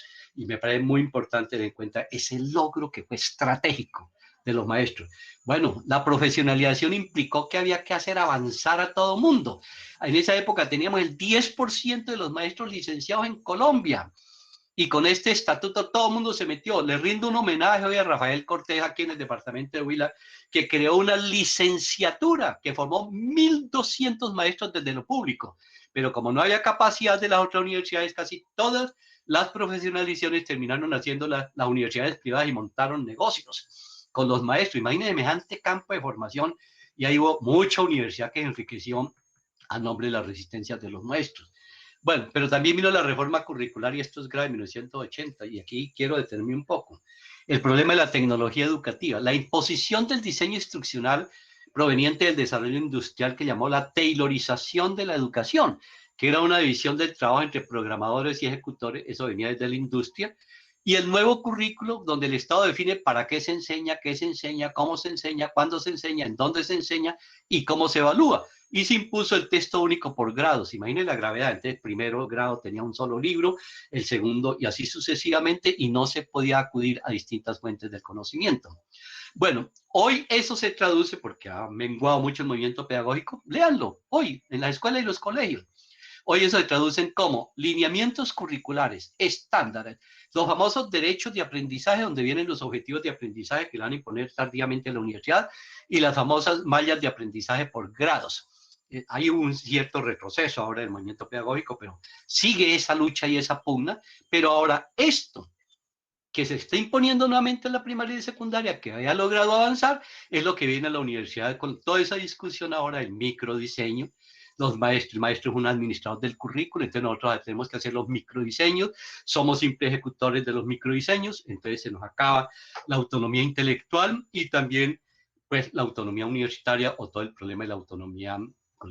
Bueno, el Congreso de FECODE de Cúcuta en 1982 aprueba el movimiento pedagógico nacional. No me va a tener, ustedes después leen los fundamentos de ese movimiento que son muy importantes, pero sobre todo era una lucha contra la reforma curricular, que era el diseño instruccional que se imponía. Eso viene de la Universidad de Tallahassee de Estados Unidos para toda América Latina. ¿Cómo se impone aquí? Lo mismo que viene ahora en la imposición de las universidades y que no la hemos podido entender. Bueno, eso lo pueden ver ustedes, pero hay una estructura básica. Había que crear una forma organizativa para hacer avanzar el movimiento, que es la creación del Centro de Estudio de Investigaciones Educativas, CEID, que ya me faltó la D, a nivel nacional y regional. Yo tuve la posibilidad de hacer parte del Centro Nacional y dirigir el CEI del departamento de Huila. Se creó la revista Educación y Cultura, creo que en el número 140, la revista de educación más importante de América Latina, creo que muchos no la conocemos, y se impulsó la creación de grupos de investigación y las innovaciones pedagógicas. Bueno, y ahí tenemos cómo se nutrió eso incluso de profesores universitarios. Hay que volver a rescatar esa idea. Por ejemplo, Historia de las prácticas pedagógicas en Colombia, que dirigía Olga Lucía Zuluaga desde Antioquia y que vinculó a otras universidades, Pedagógica Nacional, Universidad del Valle, y desde allí se derivó todo el debate desde la historia sobre si el objeto de la pedagogía se reducía a ser parte de una ciencia de la educación o si tenía una naturaleza específica como ciencia en construcción. Eso es muy importante hoy para la discusión. El grupo más importante que tenía la Universidad Nacional en ese momento, que era liderada por Carlos Federici, y que ahí hacían parte Antanas Mocus, Hernandos, Charún, etcétera, José Granet, que abrieron el debate sobre el taylorismo en la concepción del currículo oficial y señalaron los límites del cientificismo. Revista 4, Educación y Cultura, ahí está el artículo de Antanas Mocus, una cosa monumental, y que nos sirvió a nosotros, que llama la reforma curricular y el magisterio, que hace toda la crítica de fondo a todo ese modelo de la nueva tecnología educativa. Pero también se creó un grupo intelectual de la educación en Colombia coordinado por Mario Díaz en la Universidad del Valle, y eso aportaron al movimiento pedagógico desde la sociolingüística, particularmente Basie Bernstein, para develar la pedagogía como dispositivo de poder y de control simbólico sobre el campo de la educación. Y algo muy importante, aparecen los grandes grupos de educación popular, está el CINEP, está el CEPEX, ya que, y todo lo que tiene que ver con la pedagogía de Freire entró en el Movimiento Pedagógico Nacional. El Movimiento Pedagógico Nacional es una fuente de saber que retomó distintas fuentes de saber, y eso tenemos que saberlo nosotros. Ahora, uno de los logros del movimiento fue la Ley General de Educación que se logró, y miren, esa ley, los resumo, la esencia de la ley reside en la autonomía escolar, complementada con libertad de cátedra reconocida en la Constitución del 91, logró liberar la educación del control de la Iglesia y el Estado, aun cuando esa tradición sigue pesando, al garantizar a los docentes el manejo de los contenidos, una ruptura radical con el diseño instruccional. Los proyectos educativos institucionales PEI, de ahí se copiaron los PEU en la universidad. Es bueno saber lo que el PEU en la universidad no fue una invención nuestra, sino que fue producto de la lucha de los magisterios por lo menos en 30 años, ya. Y la supresión del currículo único, el que quiere llegar ahora a la universidad, obligatorio uniforme, eso se logró con la ley general. La dirección colegial de entidades territoriales, ya el centro no era el rector, sino que había un consejo directivo, y sobre todo también se avanzó en una concepción de la educación para el trabajo. Nuestra experiencia, porque creo que el tiempo avanza, y te voy a contar un poquito rápido. Bueno, nosotros aquí, desde la dirección del CEI, nosotros impulsamos los talleres de autogestión capacitadora para formar a los maestros en una nueva alternativa que incidiera en la educación. Eso lo hicimos casi en todo el departamento del Huila, y particularmente, pues, hicimos parte, estuve vinculado, por ejemplo, al Grupo Interunitario de Trabajo en Educación Popular, más o menos unos 5 años, con la Universidad de Antioquia, USCA, Univalle, Universidad del Cauca, en un proyecto que era sobre experiencias significativas en educación popular de adultos, que fue financiado por Conciencias y por la OEA. También después con Aldemar Macías estuvimos en un grupo alianza Universidad de los Andes, con la Autónoma de Manizales, también participaron fundaciones petroleras y también el acompañamiento de antropólogos de la Universidad de Harvard, que fue el proyecto de investigación y empoderamiento de las comunidades desde los programas de desarrollo y paz. Se reconocieron también los aportes significativos de la Escuela Popular Claretiana, la Escuela Popular. Es bueno conocer, la Escuela Popular Claretiana ha ganado varios premios internacionales, está aquí en Huila y no la conocemos. Y está todo nuestro estudio después, un cambio hacia romper lo escolar y pasar hacia lo popular. Y entonces están ya mis investigaciones sobre el modelo extractivista, financierista por despojo. Hay un libro que sistematiza 10 años de investigación sobre el caso de la lucha contra el proyecto del Quimbo, que era una lucha global contra el capital corporativo transnacional. Y finalmente en la universidad creamos un macroproyecto de acompañamiento que lo tenemos hace varios años, que es para ayudar a la formación y aprender también de los obreros, de los campesinos que son afectados por la política minera en todo el departamento del Huila. Y aquí tenemos, más o menos yo publico un libro cada 10 años, de esta pedagogía del conflicto colectivo. Aquí están varios de mis artículos en educación y cultura. Este texto, que lo recomiendo, no es porque lo hayamos hecho colectivamente, es la experiencia nuestra, empoderamiento y sistematización de experiencias aquí en Colombia, y este que es el que más me gusta, que es 10 años de investigación sobre el capital corporativo transnacional y cómo funcionan megaproyectos. Bueno, hacia una alternativa pedagógica y cultural, y ahí termino, porque eso interesa mucho, me lo planteaba el compañero Aldemar. Es decir, hoy hay un contexto nuevo, hay que repensar la educación para el nuevo contexto. Y el contexto actual es de la crisis de civilización y el sistema capitalista, donde no podemos equivocar. Hay un problema gravísimo que es el calentamiento planetario, que es producto de la lógica absurda y irracional de expansión y acumulación al infinito del sistema capitalista, a su productivismo obsesionado por la búsqueda de la ganancia, que es totalmente contradictoria con la racionalidad ecológica, y eso nos ha llevado a esta crisis donde ya la contradicción es la muerte frente a la vida, o la vida frente a la muerte. Y ya están todos los estudios del grupo del panel intergubernamental, por ejemplo, creado por Naciones Unidas, 1.200 científicos que han hecho todos los estudios de hasta dónde estamos. Y aquí, pues yo rescato nuevamente a Walter Benjamin, donde digo, hay que hacer un movimiento, una alternativa pedagógica y cultural, retomando la idea de la salvación de la humanidad, está ligada a la salvación de la naturaleza. Bueno, mi propuesta pedagógica ahí está escrita para que la miren. Bueno, y allí hay una estructura, entonces logramos una estructura distinta, alternativa, que eso es bueno, porque no falta la crítica, sino cuál es la propuesta que usted hace. Y entonces recogiendo todas las experiencias de más de 40 años. Entonces, por ejemplo, el fin de la formación es la defensa de la vida y la construcción individual colectiva del proyecto de vida. La fin de la educación no puede ser la competencia, los resultados de aprendizaje para el mercado. El problema central hoy es la vida. Y entonces tenemos que centrarnos muy bien lo que dijo la compañera sobre la salud, lo que ha hecho Olmedo, todo eso está relacionado con la vida. Y lo esencial es la opción básica para la transformación de un mundo marcado por la injusticia, el desequilibrio, la desigualdad, y es la disposición de trabajar en la construcción de una nueva sociedad sin excluidos, donde exista la posibilidad y la oportunidad de una vida digna. Y hay varios teóricos importantes, pero supone un entendimiento claro y de fondo sobre el proyecto social dentro del cual se inscribe todo este tipo de acciones. Y ahí planteo unas categorías básicas. La primera categoría tiene que ver con la pertinencia social de los contenidos. ¿Qué tipo de contenidos hay que desarrollar hoy? Y entonces está relacionada con la construcción del conocimiento y los saberes para el empoderamiento social, que es fundamental para la transformación de la sociedad. Eso viene de la educación popular. Pero el punto de partida hoy es desde los movimientos sociales de resistencia que se reconocen como organización clave en la educación. Son esos actores sociales los que organizan cooperativamente la producción del conocimiento mediante un proceso de planeación que incluye exploración de problemas, conflictos de contexto natural y social, sus expresiones simbólicas, la sistematización, la socialización, la acción transformadora y la valoración como práctica social. Y ahí aprendimos mucho de Celestín Freinet, de Paulo Freire y la investigación acción participativa de Frank Borda. Tenemos que recoger todos esos saberes, pero también en la construcción colectiva de prácticas, saberes, y en concreto hablamos de la importancia de la resistencia. La gente, uno habla de la resistencia y dice, pues, ¿qué tiene que ver con la educación? Vuelvan a leer la Escuela de Frankfurt. La resistencia es acción argumentada, pero es propuesta, es un referente de identidad. La resistencia es la resistencia como se construye poder también, pero también la resistencia es fuente de pensamiento. Y aquí la resistencia para nosotros en la investigación mía del Kimbo fue fundamental esa categoría para poder mirar la lógica de confrontación de poderes al interior de un megaproyecto, que era un megaproyecto de las transnacionales. Pero había que también organizar los contenidos de otra manera, y en ese caso, pues nosotros hablamos que hay que volver a aprender a planificar nuestras economías con un proyecto totalmente distinto, función de nuestras prioridades colectivas y no de la función de la rentabilidad capitalista, una transición desde lo público y lo comunitario hacia nuevas energías renovables, agroecología, agricultura.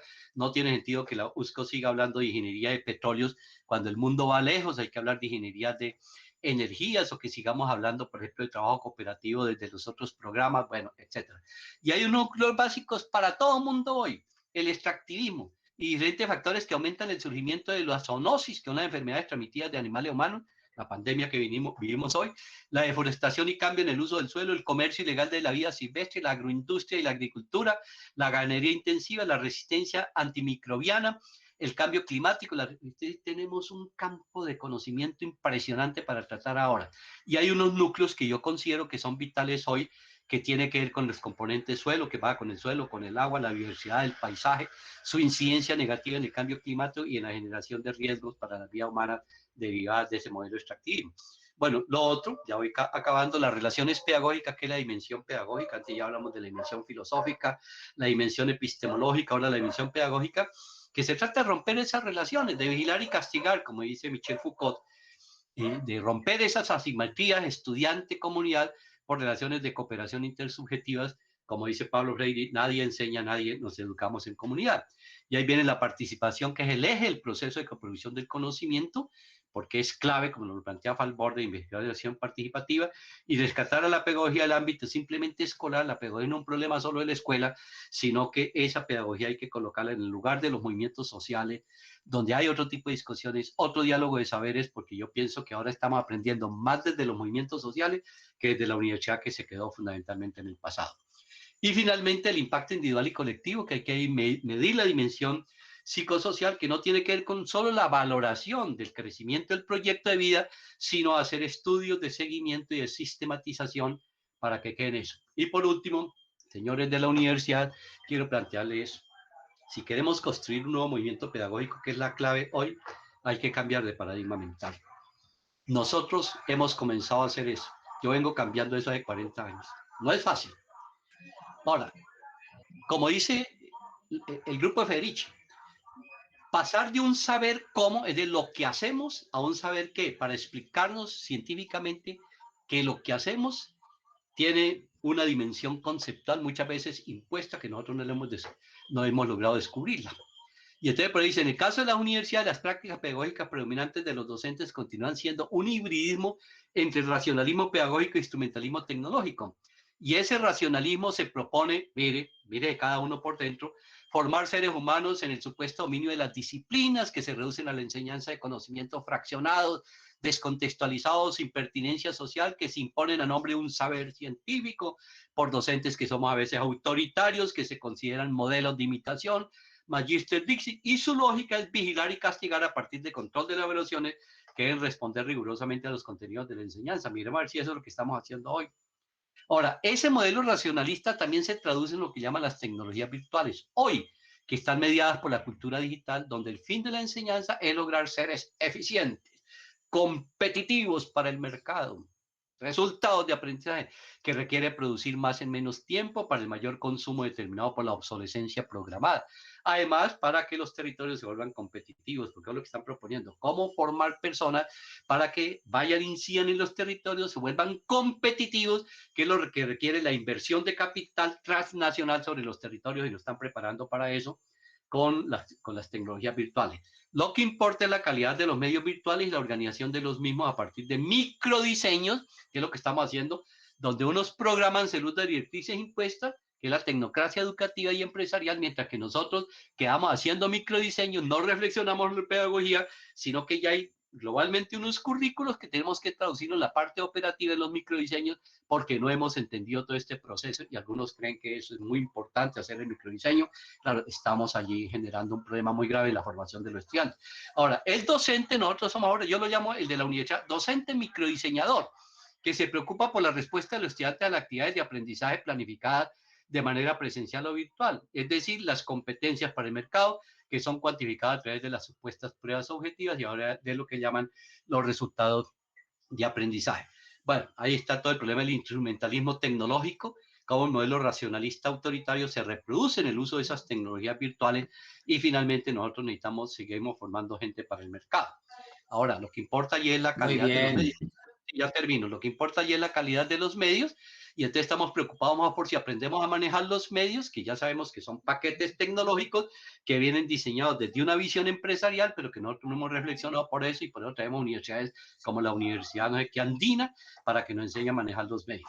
Bueno, y finalmente cierro con estas demás. Lo que se requiere es construir un movimiento pedagógico desde los procesos de resistencia, los movimientos sociales y los ciudadanos, donde participemos nosotros los docentes unitarios para que confrontemos nuestros conocimientos unitarios con los conocimientos que vienen de las comunidades, lo que llaman saberes comunitarios o ecología de saberes, y cambiar nuestros paradigmas centrados en las epistemologías positivo-analíticas. Si ese proceso no lo hacemos, nunca vamos a cambiar mentalmente.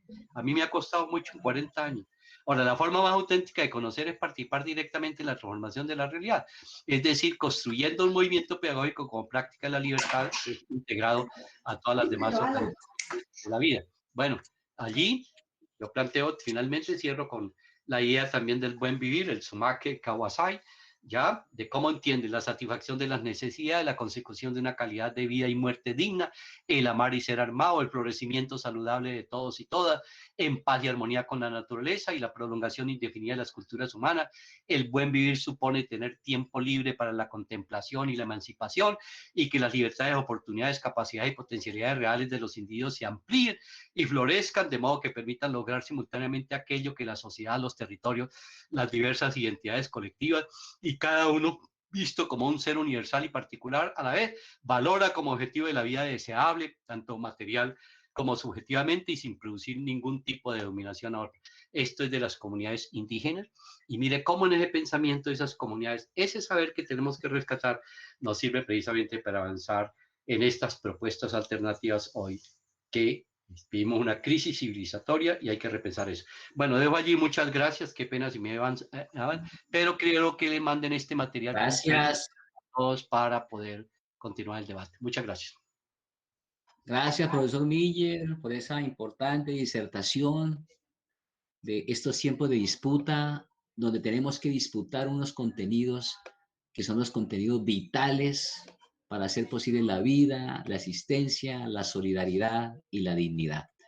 Por cuestiones de tiempo, hemos recibido muchos mensajes de los colegas, con un mensaje de gratitud a la profesora Dolly, el profesor Olmedo, al profesor Miller, por esas importantes reflexiones que nos han hecho en la segunda parte de la mañana de este panel, que ha sido, yo creo que una experiencia maravillosa de diálogo interdisciplinario, de cómo todas las facultades de la universidad nos tenemos que movilizar con unas agendas que nos están convocando a la vida, a la dignidad y a la solidaridad. Profesora Dolly, profesor Miller, profesor Olmedo, muchas gracias por el espacio, por compartirnos todas sus experiencias, sus sabidurías, porque han sido ponencias provocadas a partir de esas experiencias investigativas, de proyección social y de acompañamiento a movilizaciones sociales. No sobra más que agradecerle a los demás colegas presentes en el diplomado, igualmente agradecerle a los amigos del Facebook Live, a los amigos de la emisora surcolombiana que estuvieron muy atentos en acompañarnos en este espacio en la mañana. Muchas gracias a ustedes, colegas, y les deseamos una feliz tarde y un mejor porvenir en estos futuros que nos deparan. Muchas gracias. Buenas tardes. Muchas gracias a todos ustedes y un saludo especial.